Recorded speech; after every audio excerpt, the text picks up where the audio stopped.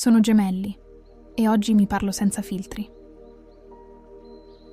Io lo so che sembro leggero, che parlo, sorrido, cambio discorso e faccio ridere anche quando dentro ho un nodo che non mi spiego. A volte dico troppo e altre volte non dico niente. Perché non?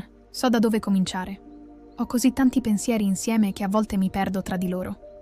Ho imparato ad adattarmi, a cambiare tono, a cambiare forma, a diventare chi serve in quel momento.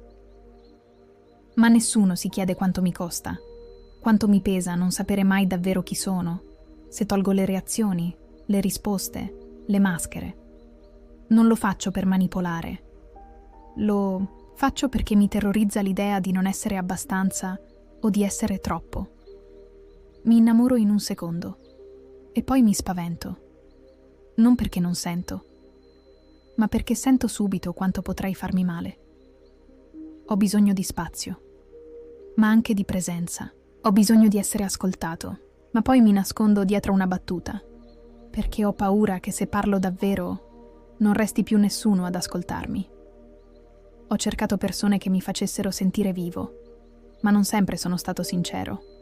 Ho lasciato anche quando sentivo tutto. Ho avuto paura di diventare prevedibile, di annoiarmi, di annoiare. E invece, a volte l'unica cosa che volevo era qualcuno che mi guardasse mentre cambiavo e mi dicesse: «Va bene, ti vedo anche adesso».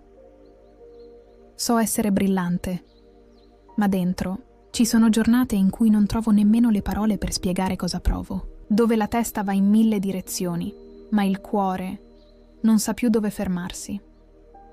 Ho deluso, ho confuso, ho lasciato conversazioni in sospeso.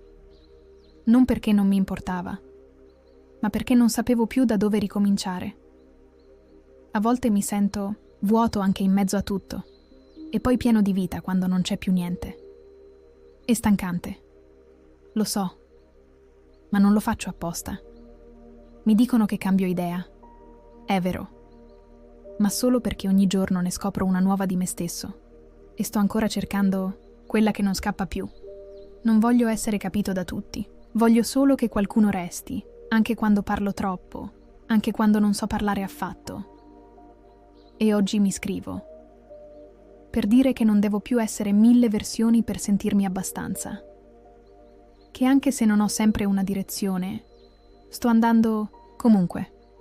Che anche nel dubbio, nel caos, nella confusione, merito di essere tenuto stretto. Anche se a volte mi perdo, anche se non riesco a restare. Voglio solo imparare a non abbandonarmi più, anche quando nessuno riesce a starmi dietro. Non ho scritto tutto per capirmi. L'ho scritto per non perdermi di nuovo. Forse domani cambierò idea. Forse riderò di queste parole. O magari le negherò, come faccio spesso. Ma oggi no. Oggi non scappo, non correggo, non alleggerisco quello che sento.